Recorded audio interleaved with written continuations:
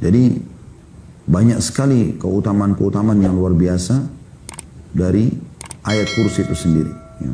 Kita akan mulai dengan ayat yang mulia, bahkan ini adalah ayat teragung dalam Al-Quran, yaitu ayat kursi. Ayat ini berada di surah Al-Baqarah, surah nomor 2, ayat 255. Ya. Dan ini ayat yang tidak boleh luput dari setiap muslim untuk dihafal, lalu diajarkan terutama kepada orang-orang terdekat kita, anak-anak, pasangan hidup, ya, kerabat kita, bawahan, dan seterusnya. Karena ini ayat sangat besar sekali manfaatnya sebagaimana akan kita bahas. Namun sebelumnya kita akan bacakan dulu. A'udzubillahi minasyaitonirrajim. Bismillahirrahmanirrahim. Allahu la ilaha illa huwal hayyul qayyum. Allah, siapa Allah itu? Tiada Tuhan yang berhak disembah melainkan Dia. Artinya tiada pencipta, pemilik, penguasa, ya, yang menghidupkan, yang mematikan, yang menggantikan siang dan malam kecuali Allah.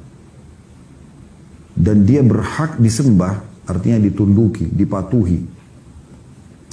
La ta'khuduhu sinatun wala naum. Dia tidak akan pernah. Allahu la ilaha illa, tadi sudah kita jelaskan itu, illa huwa, ini sudah kita jelaskan, tidak Tuhan yang berhak disembah kecuali Allah. Lalu ada sifat Allah yang lewat tadi, al-hayyul qayyum, ya. Artinya yang hidup kekal, lagi terus menerus mengurus makhluknya, ya. Jadi kita temukan tidak pernah air habis, tidak pernah udara habis, ya. Selalu saja semua kebutuhan dan dibutuhkan untuk roda kehidupan di muka bumi ini Allah penuhi, dan itu sifat Allah. Itu potongan ayat kursi yang pertama, Allahu la ilaha illa huwal hayyul qayyum, ya. Kemudian la ta'khuduhu sinatun wala naum. Allah tidak pernah mengantuk apalagi tidur. Ya.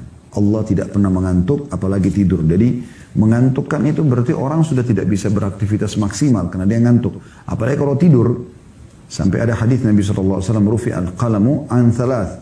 Diangkat pena catatan amal dari 3 orang. Salah satunya wa anin naimi hatta yastaqir. Orang tidur sampai dia bangun. Karena orang tidur itu dianggap tidak, akalnya tidak bisa dikenain hukum. Pada saat dia memukul, pada saat dia teriak, pada saat dia berbicara, itu nggak bisa dijadikan sebagai hukum. Gitu. Nah, itu sifat kekurangan. Dan berarti menandakan lemahnya manusia atau makhluk sampai mereka tidur.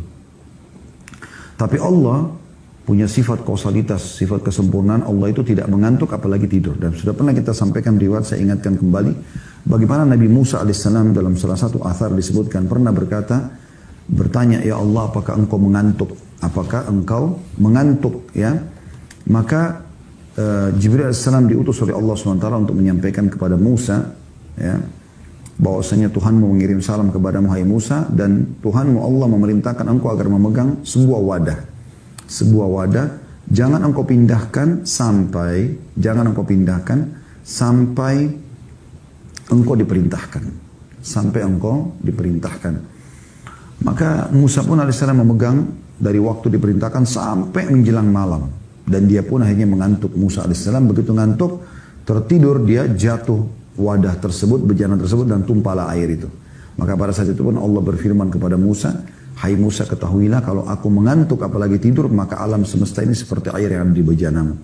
Maka tidak akan mungkin bisa tertata rapi seperti ini, pergantian siang malam, ya, semua bulan, matahari, dan planet-planet ini berputar, ya, di luasnya, dan tidak pernah mendahului satu sama yang lain, ya, baik malam dengan siang, dan juga perputaran bumi saja, ya, kalau dia keluar lebih cepat sedikit atau lebih lambat sedikit dari, ya, perputarannya sekarang, maka akan mengacaukan semua kehidupan, gitu kan. Bahkan akan menghancurkan apapun yang ada di dalamnya.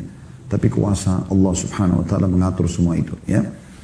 Dan ini pasti menandakan ada Tuhan memang yang tidak pernah ngantuk ataupun tidur. Ini sifat Allah Subhanahu Wa Taala. Lalu lanjutannya, lahu ma fis samawati wa ma fil ard, miliknya lah atau kepunyaannya lah semua apa yang di langit dan di bumi. Ya. Ini kalau Anda fahami makna kalimat ini luar biasa. Ini penguatan terhadap tauhid kita. Jadi teman-teman sekalian, sehebat apapun yang kita miliki dari keterampilan dan kemampuan, misalnya ilmu pengetahuan, fisik yang kekar, wajah yang cantik atau gagah, ilmu pengetahuan yang luas gitu, kita memiliki gelar akademik sampai ke profesor dan segala macam ini. Itu teman-teman sekalian, kalau kita menyadari dan kita mentauhidkan Allah SWT, kita akan tahu ternyata tidak ada apa-apanya. Tidak ada apa-apanya dengan ilmu Allah yang maha luas. Karena kita terbukti sampai kita berumur apapun, selalu ada saja hal yang kita tidak ketahui. Ya. Begitu juga dengan kelebihan fisik dan macam. Masih ada saja orang yang lebih tampan, ada yang lebih cantik, ada yang lebih putih dan seterusnya. Ya. Dan kalaupun ada orang yang berbuat buruk kepada kita, maka kita pun tahu dengan tauhid ini bahwasanya dia juga makhluknya Allah. Dengan izin Allah pun dia bisa melakukan itu. Ya. Maka kalau Anda memiliki nikmat yang Allah berikan, kembalikan kepada lahu ma fis samawati wa ma fil ardh. Milik Allah semua itu. Tidak boleh kita mengatakan, oh ini karena saya baca buku yang banyak, oh ini karena saya memang berusaha untuk mendalami bisnis ini dan bisnis itu sehingga saya bisa maju. Tidak, akhi dan ukhti. Yang kita bahasakan adalah Allah lah yang telah memudahkan saya seperti ini. Nah itu mentauhidkan Allah Subhanahu wa taala dan mengembalikan memang semuanya kepada pencipta, karena Allah lah yang memudahkan mata kita bisa melihat, telinga kita bisa mendengar, lisan kita bisa mengucap, tangan kita menjamah, kaki kita melangkah, hati kita merenung, ya, pikiran kita, otak kita berpikir dan seterusnya. Ini kan memang ada penggeraknya, ada penciptanya. Qarun Allah Subhanahu wa taala hancurkan justru karena itu kan. Justru karena permasalahan dia, ya, menganggap dia menjadi kaya justru karena kehebatan dia. Itu Allah sebutkan dalam Al-Quran. Dan itu tidak boleh sama sekali. Ya. Dan kalaupun ada orang yang ingin berbuat jahat, sehebat apapun makar yang mereka lakukan. Sekali lagi, sehebat apapun makar yang mereka lakukan, ya, dan berusaha untuk menipu Anda, melakukan kejahatan-kejahatan, tetap Allah Maha Kuasa. Tidak akan terjadi kecuali dengan izin Allah Subhanahu wa taala. Tidak akan terjadi kecuali dengan izin Allah Subhanahu wa taala. Dan Anda bisa minta perlindungan kepada Allah. Allah Maha Kuasa. Allah ala kulli syai'in qadir. Allah mampu mengerjakan apapun yang Dia inginkan, kan gitu. Jadi tidak ada sesuatu yang mustahil. Ya, jangan Anda putus asa dari rahmat Allah Subhanahu wa taala. Jadi mau dapat sesuatu yang baik, minta sama Allah, karena Dia pemilik langit dan bumi. Mau selamat dari semua keburukan juga minta kepada Dia. Lalu potongan selanjutnya, man dzalladzi yashfa'u 'indahu illa bi'idnih. Tidak akan pernah ada yang bisa memberi syafaat di sisi Allah kecuali dengan izinnya. Maksudnya pertolongan, rekomendasi. Kan biasanya orang kalau mau selamat itu atau mau dapat satu kerjaan atau apa saja, dia kan cari rekomendasi, ya. Maka di sisi Allah SWT, terutama pada hari kiamat nanti, tidak ada yang bisa sama sekali kecuali yang Allah izinkan. Itu menandakan sifat, ya, kepemilikan yang mutlak dari Sang Pencipta Allah. Kemudian ya'lamu ma baina aydihim wa ma khalfahum, dan Allah mengetahui apa-apa yang ada di hadapan dan di belakang mereka. Ya. Wala yuhituna bi syai'in min 'ilmihi illa bima syaa', dan mereka tidak mengetahui apa-apa dari ilmu Allah melainkan apa yang dikehendakinya. Jadi kita sangat terbatas sekali pengetahuan kita, gitu kan. Wasi'a kursiyyuhu as-samawati wal ard. Ya. Kursi Allah meliputi langit dan bumi. Wala ya'uduhu hifdhuhuma wa huwal 'aliyyul 'azim. Dan Allah tidak merasa berat memelihara keduanya, dan Allah Maha tinggi lagi Maha besar. Allah Maha tinggi lagi Maha besar. Jadi ini terjemahan sekaligus sedikit tadabbur tentang ayat kursi. Baik teman-teman sekalian, kita coba fokus dulu kepada keutamaan daripada ayat kursi ini, ya, keutamaan daripada ayat kursi ini. Ayat kursi ini sebagaimana saya bahasakan tadi teman-teman di pembukaan adalah ayat yang paling agung. Artinya paling besar pahala kalau dibaca, kemudian paling besar manfaatnya, ya, paling Allah cintai. Itulah ayat kursi. Setelah mengangkat ayat kursi, dalam tafsir Ibnu Katsir, dalam tafsir Al-Quran Al-Azim, beliau mengatakan setelah mengangkat ayat kursi, ya, Al-Baqarah surah nomor 2 ayat 255, beliau mengatakan ayat kursi memiliki kedudukan yang sangat agung karena tersebutkan dalam sebuah hadis yang sahih dari Rasulullah sallallahu alaihi wasallam bahwa ia merupakan ayat teragung yang terdapat dalam Al-Quran. Ya, seperti itu. Nah, di antara keutamaan ayat kursi atau berhubungan dengan masalah ayat yang paling agung ini, ada sebuah riwayat bahwasanya pernah pertanyaan diajukan oleh Rasulullah SAW kepada Ubay bin Ka'ab. Ya. sahabat Nabi radhiyallahu anhu, kata Nabi SAW, ayat mana yang paling agung dalam kitabullah? Maka Ubay menjawab, ayat kursi. Maka beliau SAW menepuk dada Ubay, kemudian mengatakan, wahai Abu Munzir, sesungguhnya engkau berbahagia dengan ilmu yang telah engkau miliki. Hadis ini riwayat Muslim. Ya. Artinya dengan mengetahui saja, Ubay radhiyallahu anhu mengetahui bahwasanya ayat kursi adalah ayat teragung, sudah cukup Nabi SAW memujinya dan mengatakan, ya, sesungguhnya engkau berbahagia. Artinya makna hidup akan berbahagia, dunia dan akhirat dengan ilmu yang kau miliki. Artinya dengan kau fahami saja ayat kursi ini, itu udah luar biasa. Karena mengandung sifat-sifat, ya, kemahakuasaan Allah Subhanahu wa taala, tauhid. Dan yang membuat dia agung, sebagaimana sebagian ulama mengatakan, salah satunya adalah karena ada dua sifat Allah, Al-Hayyu, Al-Qayyum. Zat yang maha hidup dan yang maha terus-menerus mengurus makhluknya. Ada juga sebuah hadis, ya, yang dihasankan oleh sebagian ulama tentang lafaz istighfar. Yang kata Nabi SAW sampai membaca astaghfirullahal azim alladzi la ilaha illa huwal hayyul qayyum. Ada al-hayyul qayyum wa atubu ilai, akan diampuni dosanya walaupun sebanyak buih di lautan. Ya.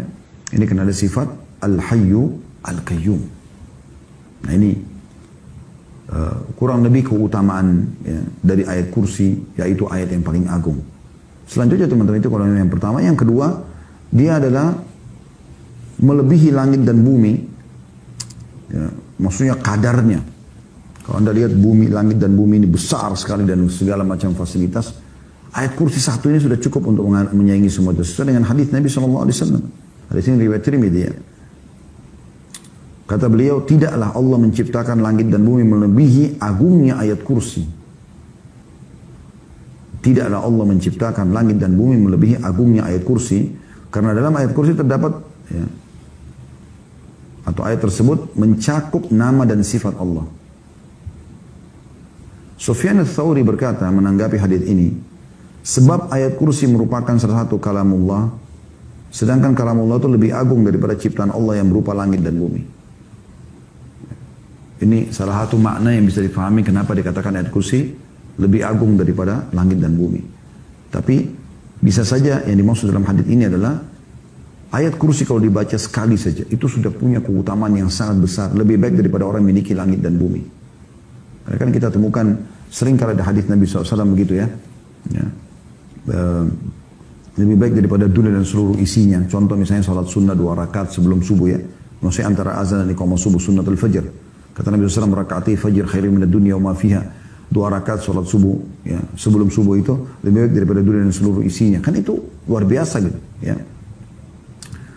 Kemudian yang ketiga, dia termasuk zikir yang ditekankan selepas sholat, ya. Dan jaminannya surga. Artinya ayat ini membawa ke surga. Kata Nabi SAW dalam hadis riwayat An-Nasai dan ini disahihkan oleh Syekh Albani. Kata Nabi SAW, barang siapa yang membaca ayat kursi setelah sholat. Satu ayat loh ini ayat kursi ini, satu ayat. Al-Baqarah 255. Maka tidak ada yang menghalanginya masuk ke dalam surga kecuali kematian. Tentu maksudnya adalah sholat, ya. Karena dikatakan barang siapa yang membaca ayat kursi setelah sholat, wajib 5 waktu ini, baca ayat kursi. Jadi sholat dulu kemudian baca ayat kursi, ya. Maka tidak ada yang menghalangi dia masuk dalam surga kecuali kematian, ya. Jadi ini satu hal yang luar biasa gitu. Dan ini kita ambil dari tafsir ayat kursi yang ditulis oleh Syekh Muhammad Shalih bin Utsaimin, ya, tentang masalah 4 keutamaan ayat kursi ini. Kemudian ayat kursi juga teman-teman sekalian, anjurannya dibaca pada zikir sebelum tidur. Sebagaimana Rasulullah SAW sabda, apabila engkau menangis tempat tidur di malam hari, bacalah ayat kursi, niscaya Allah akan senantiasa menjagamu dari syaitan, tidak akan mendekatimu hingga waktu pagi. Hadis ini diriwayatkan oleh Bukhari. Tentu hadis yang serupa banyak sekali, ya. Hadis yang serupa banyak sekali. Bagaimana Abu Hurairah diajarkan oleh seorang sosok syaitan yang mencoba mencuri dari Baitul Mal ayat kursi yang dia janjikan bahwasanya itu akan menyelamatkan dari gangguan syaitan, dan Nabi SAW membenarkan statement itu tapi mengatakan yang mencuri itu adalah syaitan. Begitu juga ada sahabat Nabi yang lain juga, ya. Begitu juga, ya. Dia suka bersedekah dengan kurma, maka satu malam pernah hilang kurmanya dia. Maka dia pun menunggu, menjaga malam-malam. Lalu dia temukan ada sosok seperti hewan gitu. Tapi dia salam, ya, sahabat ini salam lalu dijawab gitu. Maka pada saat dijawab, ya, maka sahabat ini mengatakan, apa kau jin atau manusia? Dia mengatakan saya jin. Lalu kata sahabat ini, coba ulurkan tanganmu. Ulurkan, kata sahabat ini ternyata tangannya seperti anjing. Nah, ini disebutkan oleh Al-Mundhiri dalam kitab Targhib Tarhib dan juga disahihkan oleh Syekh Albani dalam Sahih Targhib Tarhib hadisnya. Kemudian dan ini Anda bisa ikutin di hari Jumat kami membahas itu ya. Di jilid 2 bukunya. Kemudian dia pun ya pada saat itu berkata sahabat ini, apa yang bisa menyelamatkan kami dari kamu? Dari kalian ini kalau misalnya dia bilang baca Allahu la ilaha illa huwal hayyul qayyum. Maka tidak akan pernah ada yang bisa mengganggumu dari kalangan kami. Jadi begitu luar biasa dahsyatnya ayat kursi ini ya. Jadi Syekh Utsaimin menyebutkan 4 tadi ya. Tapi kita tambahkan juga dia juga dibaca di zikir pagi petang ya, di pagi dan di sore hari. Kemudian juga dia dibaca di saat seseorang itu merasa ada gangguan ya. Orang biasa kalau ruqyah membaca dengan ayat kursi ya, itu karena punya banyak sekali hadis-hadis yang menyebutkan kalau Allah akan menyelamatkan ya, menyelamatkan seseorang itu dari syaitan dengan baca ayat kursi itu. Dalam hadis yang lain kalau masalah tidur juga ya, berhubungan tadi dengan poin yang kita juga bahas itu, siapa yang membaca ayat kursi pada saat mau tidur dia akan selamat dari syaitan sampai pagi hari ya. Syekh bin Baz mengatakan ayat kursi ini adalah ayat yang sangat agung dan memiliki keutamaan dalam kitab Allah Subhanahu wa taala. Ya. Karena mengandung tauhid dan keikhlasan kepada Allah serta menerangkan tentang kebesaran Allah. Bila seseorang membaca ayat ini kata beliau setiap selesai sholat maka ia akan menjaganya ayat itu tadi dan dari setiap kejahatan. Begitu pula jika membacanya ketika tidur. Ini diambil dari Majmu' Fatawa beliau ya, Syekh bin Baz jilid 9 halaman 323 gitu. Ya. Jadi dia punya keutamaan tersendiri ya tentang masalah ayat kursi ini. Tentu teman-teman sekalian ada beberapa hal yang kadang-kadang juga orang nukil ya, tapi ini butuh mencari referensi yang benar tentang ayat kursi. Karena tidak semua hadis yang dinukil itu ya, tapi ternyata dianggap punya keutamaan. Karena banyak juga penyebab hadis palsu. Orang kadang-kadang menyebutkan hanya untuk memotivasi orang berbuat baik gitu. Tapi sebenarnya dia tidak ada gitu kan. Ini hati-hati dalam masalah seperti ini. Makanya tadi kita sebutkan ya, tentang hadis-hadis yang punya rujukan ya. Allahu a'lam ya. Tapi kalau misalnya ada hadis yang Anda temukan memang sifatnya dia punya dalil-dalil yang benar, tidak ada masalah ya. Juga ada hadis tentang masalah kalau Anda baca, tadi kan saya bilang di zikir pagi petang ya, tapi ada hadis yang berbunyi begini tentang keutamaan membaca ayat kursinya. Idza qara'aha ya. Idza qara'atha ghudwatan ujirat minna hatta tumsi. Ya, ini kasus tadi hadis Ubay, nama sahabat itu Ubay bin Ka'ab yang bertemu dengan jin tadi itu. Jadi itu mengatakan siapa yang membaca ketika pagi ayat kursi itu, maka dia akan diselamatkan dari kami sampai sore. Wa idza qara'at hina tumsi ujirat minna hatta tusbih. Kalau dia dibaca sore hari maka dia akan ya, selamat dari kami sampai pagi hari. Jadi banyak sekali keutamaan-keutamaan yang luar biasa dari ayat kursi itu sendiri. Ya. Baik teman-teman sekalian, ini berhubungan dengan masalah ayat kursinya ya. Dan mudah-mudahan ini bisa mewakili sebenarnya apa yang harus kita sampaikan berhubungan dengan ayat kursi. Intinya jangan sampai ketinggalan teman-teman sekalian. Baik di waktu-waktu yang kita sebutkan tadi ini adalah habis sholat. Supaya bisa masuk surga. Karena yang baca habis sholat 5 waktu maka tidak ada yang menghalangi antara dia dan surga kecuali kematian. Kemudian juga dibaca pada saat mau tidur. Dibaca zikir pagi petang. Dan sudah kita coba sebutkan tadi keutamaan-keutamaan.